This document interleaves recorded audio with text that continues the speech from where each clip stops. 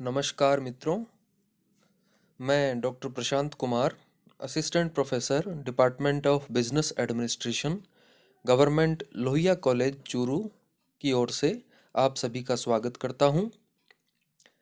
जैसा कि आप देख सकते हैं, इस स्लाइड का टाइटल है मानव संसाधन प्रबंध क्षेत्र, अर्थात मानव संसाधन प्रबंध का क्षेत्र जो है उसकी हम यहाँ पर चर्चा करने जा रहे हैं।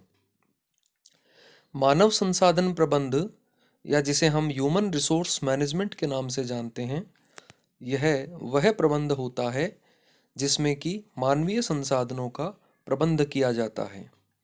इस मानव संसाधन प्रबंध का क्षेत्र अर्थात जिसे हम स्कोप कहते हैं, उसके संबंध में यह जो वीडियो है उसके संबंध में मैं आपको कुछ प्रारंभिक और कुछ विशिष्ट जो जानकारी है वो यहाँ पर आपको देने जा रहा हूँ।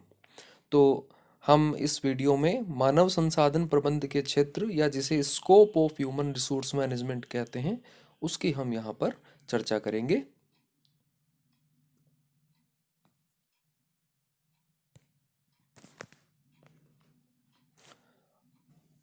नेक्स्ट स्लाइड में आप देखें, हमने यहाँ पर स्पष्ट करने का प्रयास किया है क्षेत्र को। पहले हम ये समझेंगे कि क्षेत्र किसे कहते हैं। क्षेत्र से आशय किसी भी विषय वस्तु के विस्तार से होता है। इसका मतलब ये है कि कोई भी जो सब्जेक्ट मैटर है उसका जहाँ तक एक्सटेंशन होता है वह क्षेत्र कहलाता है। अर्थात किसी भी विषय वस्तु के अंतर्गत हम किन किन उप विषयों को सम्मिलित करते हैं अथवा जो उसके अलाइड सब्जेक्ट्स होते हैं वो उसमें सम्मिलित होते हैं। इसी प्रकार से हम यह भी कह सकते हैं कि दूसरे शब्दों में विषयांतर्गत जो क्रियाएं होती हैं, किसी भी विषय के अंतर्गत संपन्न की जाने वाली जो क्रियाएं होती हैं अथवा जो विचार होते हैं वह इसमें सम्मिलित किए जाते हैं। तो इस प्रकार से किसी भी विषय वस्तु के संबंध में जब हम क्षेत्र की बात करते हैं तो क्षेत्र से आशय उस विषय वस्तु के विस्तार से होता है। अर्थात उस विषय वस्तु के अंतर्गत हम कौन कौन सी क्रियाएं संपन्न करते हैं अथवा कौन कौन से जो उप विषय हैं वो उसमें सम्मिलित करते हैं अथवा उस विषय से संबंधित जो विचार हैं जहाँ तक कि उस विषय वस्तु का विस्तार होता है उन सभी को हम इसमें समाहित करते हैं। आप देख सकते हैं इस स्लाइड का शीर्षक है मानव संसाधन प्रबंध की क्रियाएं, या मानव संसाधन प्रबंध का जो क्षेत्र है उसमें कौन कौन सी क्रियाएं संपन्न की जाती हैं वह यहाँ मैं आपको बताने जा रहा हूँ। मानव संसाधन प्रबंध क्रियाएं दो भागों में बांट करके हम समझ सकते हैं। मानव संसाधन प्रबंध या जिसे हम ह्यूमन रिसोर्स मैनेजमेंट कहते हैं उसको हम उसके अंतर्गत जो भी काम हम करते हैं उन्हें हम दो भागों में बांट सकते हैं। नंबर 1 है प्रबंधकीय क्रियाएं और नंबर 2 है संचालनीय क्रियाएं। तो हम ये कह सकते हैं कि there are two type of activities जो कि मानव संसाधन प्रबंध में सम्मिलित होती हैं। और we can say that in human resource management there are two type of activities. Number 1 है मैनेजेरियल एक्टिविटीज़ और नंबर 2 है ऑपरेशनल एक्टिविटीज़। सबसे पहले हम बात करेंगे मैनेजेरियल एक्टिविटीज़ की। तो there are several managerial activities, बहुत सारी मैनेजेरियल एक्टिविटीज़ होती हैं। उनमें से हम जो यहाँ पर चर्चा करने जा रहे हैं वो हम प्रबंध की जो क्रियाएं होती हैं मूल रूप से हमने हमने यहाँ पर चयन किया है। तो सबसे पहले हम बात करेंगे नियोजन की। नियोजन जिसे हम प्लानिंग कहते हैं।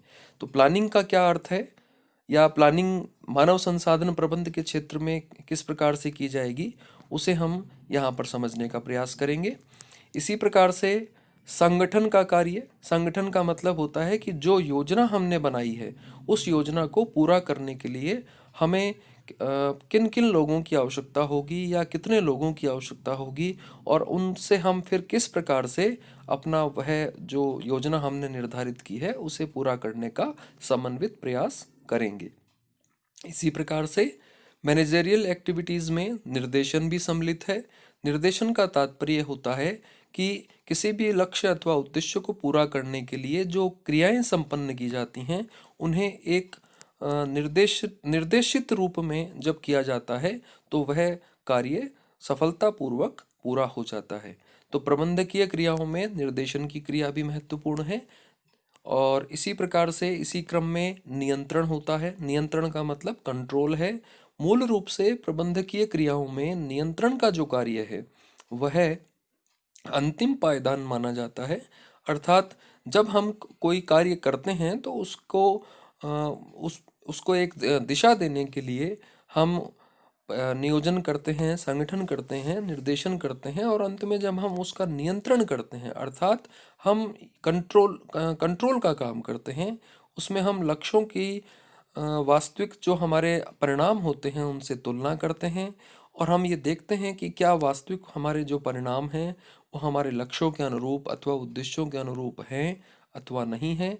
ये यदि नहीं है तो कौन से ऐसे कारण हैं जिनके कारण कि वो जो हमारे परिणाम हैं वो लक्ष्य अथवा उद्देश्यों के अनुरूप नहीं है, और उन कारणों को फिर हम दूर करने का प्रयास करते हैं। इसी क्रम में हम एक और काम करते हैं, वह होता है समन्वय। जितनी भी प्रबंध की क्रियाएं होती हैं उन सब के मध्य समन्वय जो है वह प्रबंध का सार माना जाता है।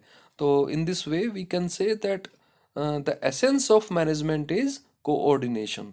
तो कोऑर्डिनेशन जो है वो मैनेजमेंट का एसेंस माना जाता है, उसका सार तत्व माना जाता है। इसी क्रम में आप देख सकते हैं अभिप्रेरणा।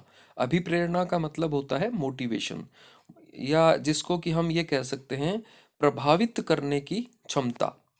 कि अभिप्रेरणा जो है वह एक प्रकार से व्यक्ति की जो भावनाएं हैं उनको किसी भी कार्य को करने के लिए जब हम स्वयं उसको जो प्रेरित करने का जो काम किया जाता है, या किसी भी व्यक्ति की इच्छा अथवा उसकी भावना किसी काम को करने के लिए हो जाए या वह तत्पर हो जाए। जब कोई व्यक्ति किसी काम को करने के लिए भावनात्मक रूप से और मानसिक रूप से तत्पर हो जाए, इसका मतलब वो पूर्ण रूप से अभिप्रेरित होता है, यानी कि मोटिवेटेड होता है। तो ये काम भी हमें, जब हम लोगों से काम करवाते हैं अथवा खुद करते हैं तो हमें सेल्फ मोटिवेशन, और जब दूसरों से करवाते हैं तो हमें मोटिवेशन की जो टेक्निक्स हैं उनको काम में लेना होता है। तो ये तो हैं प्रबंधकीय क्रियाएं। अब हम बात करेंगे संचालनीय क्रियाओं की। संचालनीय क्रियाएं या ऑपरेशनल एक्टिविटीज किसी भी उपक्रम में, किसी भी एंटरप्राइज में, कंपनी में या बिजनेस ऑर्गेनाइजेशन में जो ह्यूमन रिसोर्स मैनेजमेंट का जो काम किया जाता है उसके अंतर्गत कुछ प्रमुख ऑपरेशनल एक्टिविटीज भी संपन्न की जाती हैं। तो there are several operational activities in human resource management. Very first we are discussing about human resource planning. तो ह्यूमन रिसोर्स प्लानिंग क्या है? ह्यूमन रिसोर्स प्लानिंग का मतलब होता है कि हमें कितने कर्मचारियों की आवश्यकता है, कितने हमारे पास हैं, और किन कौशल को जानने वाले या किस तरह की स्किल्स के लोगों की हमें आवश्यकता है। तो ह्यूमन रिसोर्स प्लानिंग होता है। इसी क्रम में हम एक और काम करते हैं, वह होता है जॉब एनालिसिस, जिसको कि हम कृत्य विश्लेषण कहते हैं। कि जब कोई व्यक्ति कोई काम करता है तो, या जो जो जॉब उसको अलॉटेड है उसका हमें एनालिसिस करना होता है कि भाई किसी काम के अंतर्गत कौन कौन सी क्रियाएं संपन्न की जाएंगी। जैसे मान लीजिए कोई क्लास 1 ऑफिसर है तो वो क्या करेगा, क्लास 2 है तो उसके क्या क्या काम होंगे, क्लास 3 है तो क्या होंगे, और क्लास 4 है तो क्या होंगे। तो काम सौंपने से पहले हमें जॉब एनालिसिस करना होता है कि भाई इस काम को करने के लिए और कौन कौन सी एक्टिविटीज़ की जाएंगी। इसके बाद बारी आती है जॉब इवेल्युएशन अर्थात कृत्य मूल्यांकन। तो हम कृत्य मूल्यांकन का कार्य करेंगे, यानी कि काम करने के साथ साथ हमें उसका इस प्रकार से इवेल्युएशन करना है ताकि उसकी प्रोडक्टिविटी को बढ़ाया जा सके। इसी क्रम में अगला है भर्ती एवं चयन अर्थात रिक्रूटमेंट एंड सिलेक्शन। तो there are two type of activities, number 1 है रिक्रूटमेंट एंड नंबर 2 है सिलेक्शन।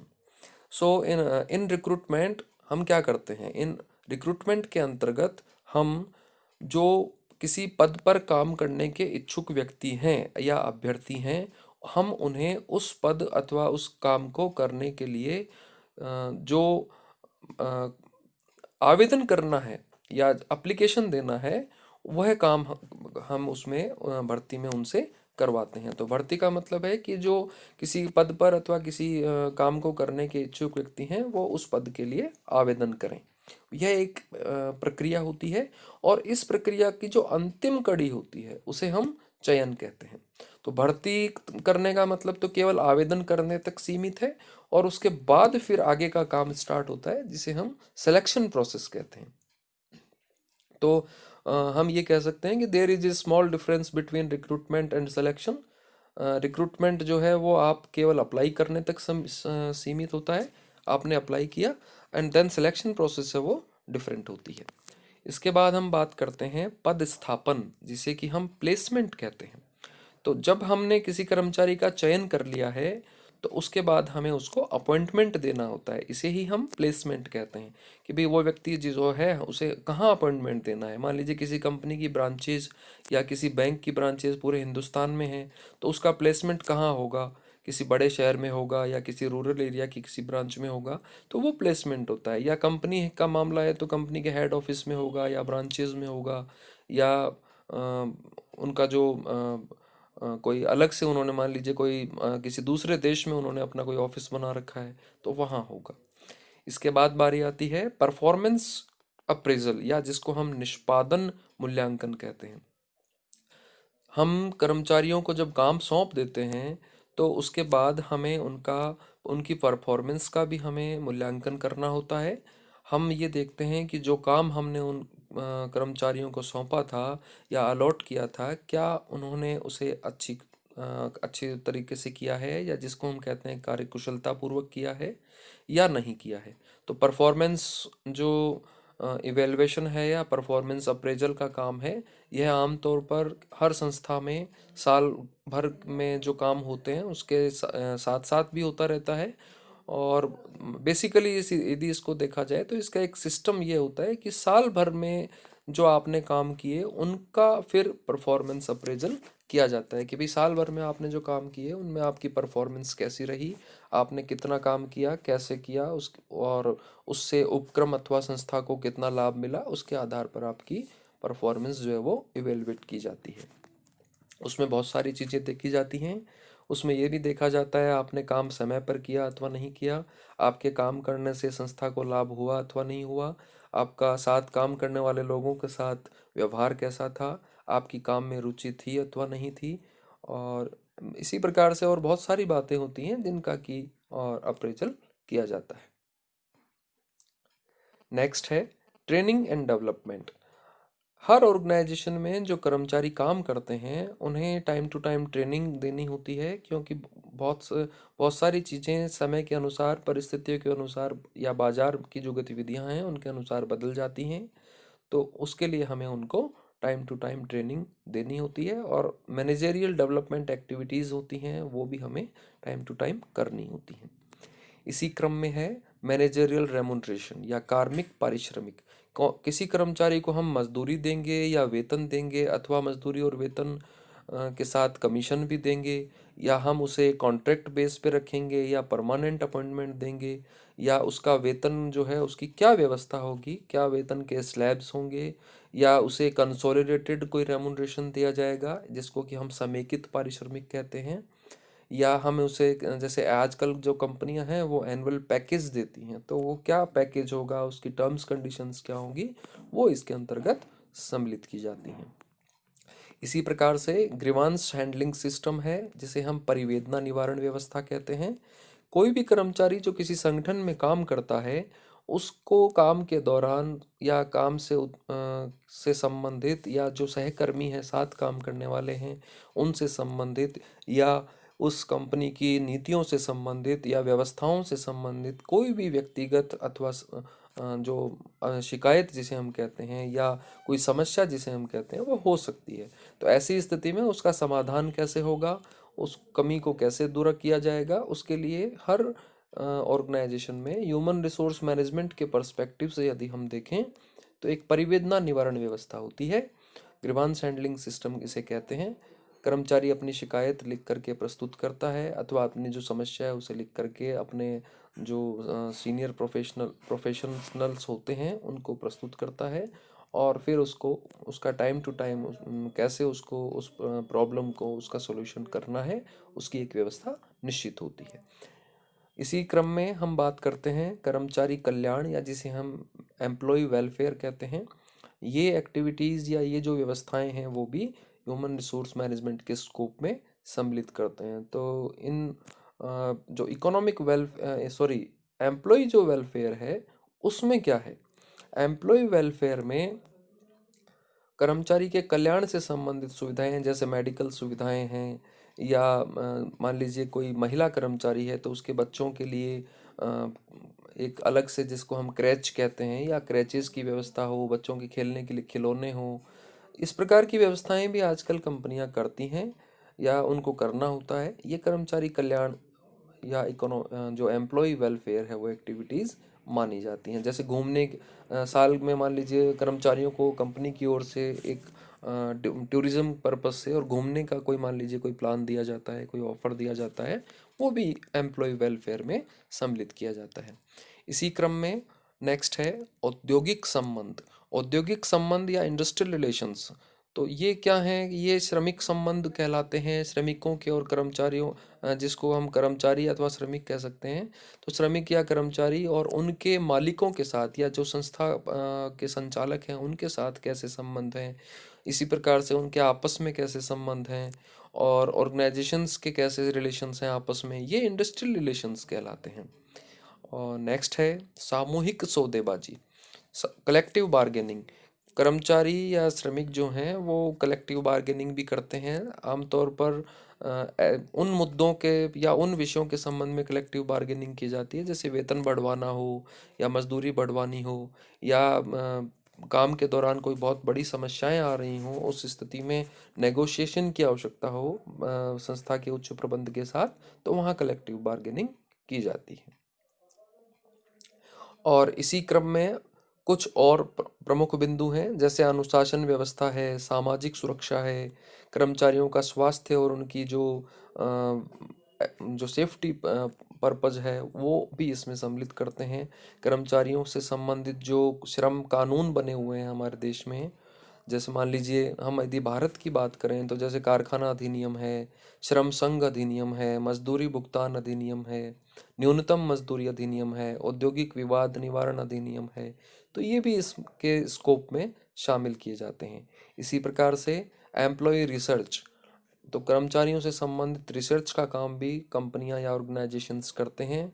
वे ये देखते हैं कि किन कर्मचारियों की परफॉर्मेंस कैसी रही। इसी क्रम में वो ये भी देखते हैं कि भाई कितने कर्मचारियों की आवश्यकता किसी विशेष या जिसको हम स्पेसिफिक जॉब कहते हैं उसके लिए हो सकती है, और इसी प्रकार से किन किन कर्मचारियों की ट्रेनिंग की आवश्यकता है उसके लिए रिसर्च की जाती है, या जिसको हम कहते हैं कि भाई उन किन कर्मचारियों की स्किल जो है उसको हम डेवलप कर सकते हैं, उस उनका स्किल सेट कैसा है कि उसको कैसे हम मेजरमेंट कर सकते हैं, ये भी हम इसमें शामिल करते हैं। और एक और बिंदु बचता है, वह है कार्मिक सेवा अभिलेख, जिसको कि हम एम्प्लॉय सर्विस रिकॉर्ड कहते हैं। तो हर कर्मचारी जो किसी संगठन का हिस्सा होता है उसका एक सर्विस रिकॉर्ड भी मेंटेन किया जाता है कि कब उसका अपॉइंटमेंट हुआ, कब उसने ज्वाइन किया, कब उसका ट्रांसफ़र हुआ, और कब उसके प्रमोशन हुए, टाइम टू टाइम कैसे मिले उसे, या उसने कब कोई स्पेसिफिक ट्रेनिंग ली। तो ये सब चीज़ें रिकॉर्ड की जाती हैं या उनका रिकॉर्ड भी मेंटेन होता है। तो आज के लिए इतना ही। Thank you very much.